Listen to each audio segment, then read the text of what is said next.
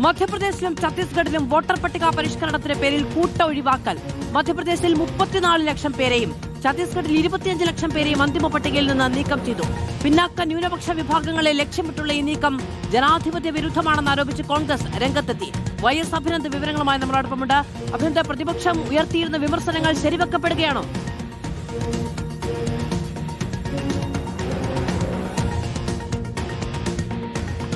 അഭിനന്ദ്, മധ്യപ്രദേശ് ഛത്തീസ്ഗഡിലെയും തീവ്ര വോട്ടർ പട്ടിക പരിഷ്കരണത്തിന് ശേഷമുള്ള അന്തിമ വോട്ടർ പട്ടിക പുറത്തു വന്നത്. അതിനകത്താണ് 34 ലക്ഷത്തിലധികം വോട്ടർമാരാണ് നിലവിൽ മധ്യപ്രദേശ് വോട്ടർ പട്ടികയിൽ നിന്നും കാണാതായിരിക്കുന്നത്.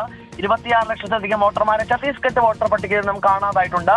പിന്നാക്ക ന്യൂനപക്ഷ വിഭാഗത്തിൽ നിന്നുള്ള ഭൂരിഭാഗം ആളുകളെയും വെട്ടിമാറ്റിയിട്ടുള്ള പട്ടികയാണ് പുറത്തു വന്നിട്ടുള്ളതെന്നാണ് കോൺഗ്രസ് ആരോപിക്കുന്നത്. കോൺഗ്രസ് ഇതുമായി ബന്ധപ്പെട്ട കണക്കുകളും ശേഖരിച്ചിട്ടുണ്ട്. അതിനകത്ത് വ്യക്തമായി പരിശോധിച്ചപ്പോഴാണ് പിന്നാക്ക ന്യൂനപക്ഷ വിഭാഗത്തിലുള്ള ചേരിതിരിഞ്ഞുള്ള വെട്ടിമാറ്റൽ അത് നടന്നിട്ടുണ്ട് എന്ന് വ്യക്തമാക്കിയത്. എന്തായാലും വലിയ ഒരു ആരോപണമാണ് ഇപ്പോൾ കോൺഗ്രസ് BJP സർക്കാരിനെതിരെ ഉയർത്തുന്നത്. BJPക്ക് ഭൂരിപക്ഷം നേടുവാൻ വേണ്ടിയിട്ട് അവർക്ക് വോട്ട് ലഭിക്കാത്ത സ്ഥലങ്ങളിൽ നിന്നൊക്കെ ആളുകളെ വെട്ടിമാറ്റിക്കൊണ്ട് അവരെ പൂർണ്ണമായിട്ടും ജനാധിപത്യ അവകാശങ്ങൾ ഇല്ലാതാക്കിയതുള്ള ആരോപണമാണ് നിലവിൽ കോൺഗ്രസ് ഇതുമായി ബന്ധപ്പെട്ട അങ്ങോട്ടുള്ള ദിവസങ്ങളിൽ 25 ലക്ഷവും ഒക്കെ ആളുകളെ വോട്ടർ പട്ടികയിൽ നിന്ന് പുറത്താക്കുക എന്നുള്ളതാണ് വലിയ വിമർശനങ്ങൾ വിളിച്ചു വരുത്തിയിരിക്കുന്നത്. YS അഭിനന്ദാണ് വിവരങ്ങൾ നൽകിയത്.